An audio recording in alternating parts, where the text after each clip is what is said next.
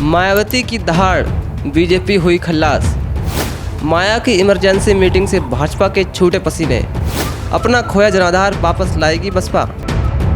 जी हां, मायावती ने निकाय चुनाव के परिणामों और लोकसभा चुनाव की रणनीति को लेकर गुरुवार को यूपी में सभी स्तर के पदाधिकारियों के साथ बैठक की थी। इस दौरान उन्होंने कहा कि यूपी के लोग गरीबी, लाचारी, प्रदेश के पिछड़ेपन को दूर करके अपनी बेहतरी व परिवार के लिए बदलाव चाहते हैं। ऐसे में सत्ता परिवर्तन ही सही विकल्प होगा। लोकसभा, विधानसभा के बाद अब निकाय चुनाव यूपी में हर स्तर पर बसपा का प्रदर्शन निराशाजनक ही रहा है। उसका कोर वोटर भी अब दूसरे दलों में खिसकने लगा है।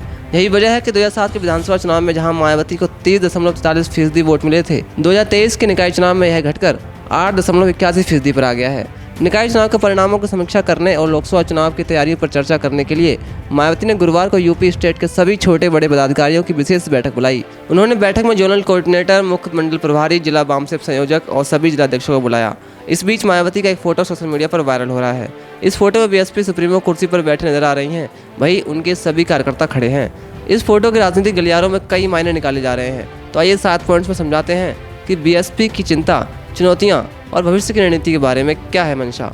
सबसे पहले समझिए कैसा रहा निकाय चुनाव में प्रदर्शन।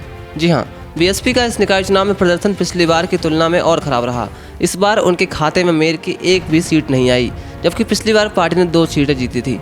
इसी तरह पिछली बार उसके पास 29 नगर पालिका परिषद अध्यक्ष थे, जबकि इस बार यह संख्या घटकर 16 हो गई। नगर पंचायत अध्यक्ष 45 से घटकर 37 रह गए।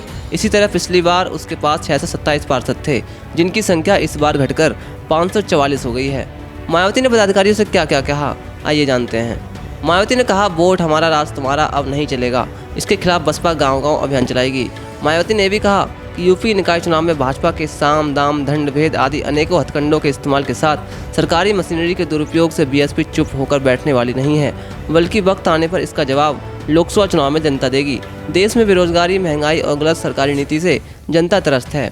तमाम विपरीत हालात का सामना करते हुए बीएसपी पर भरोसा करके पार्टी उम्मीदवारों को वोट करने के लिए लोगों का तहे दिल से आभार व शुक्रिया, ऐसा मायावती ने कहा। और उन्होंने आगे कहा कि अगर यह चुनाव भी फ्री एंड फेयर होता तो नतीजों की तस्वीर कुछ और होती। बैलेट पेपर से चुनाव होने पर बीएसपी मेयर चुनाव भी जरूर जीतती। बीजेपी चाहे जो दावा करे, सच यह है कि ओबीसी आरक्षण, महिला सीटों के आरक्षण के साथ साथ शुरू से अंत तक निकाय चुनाव को हर तरह से मैनेज और मैनिपुलेशन किया गया। बीएसपी दूसरी पार्टियों की तरह बड़े बड़े उद्योग और पूंजीपति और धन्ना सेठों के सहारे पर काम नहीं करती है। इसलिए पार्टी कार्यकर्ता चुनावी खर्च के लिए पार्टी को आर्थिक रूप से भी मजबूत रखे। बीजेपी, सपा दोनों ही पार्टियां सत्ता का दुरुपयोग करके ऐसे चुनाव जीतने में एक दूसरे से कम नहीं है, जिस कारण सत्ताधारी पार्टी ही धांधली से अधिकतर सीट जीत जाती है। और इस बार भी इस चुनाव में ऐसा ही हुआ और यह अति चिंतनीय है। इसके अलावा मायावती ने कहा कि यूपी के लोग गरीबी, लाचारी, प्रदेश के पिछड़ेपन को दूर करके अपनी बेहतरी व परिवार के लिए बदलाव चाहते हैं। ऐसे में सत्ता परिवर्तन ही सही विकल्प होगा। इसके अलावा मायावती बीजेपी की बी टीम का दाग धुलने की तैयारी में लगी हुई हैं, क्योंकि 30% से घटकर 8% पर आए वोट बैंक को बचाने की मायावती को चिंता लगातार जारी है।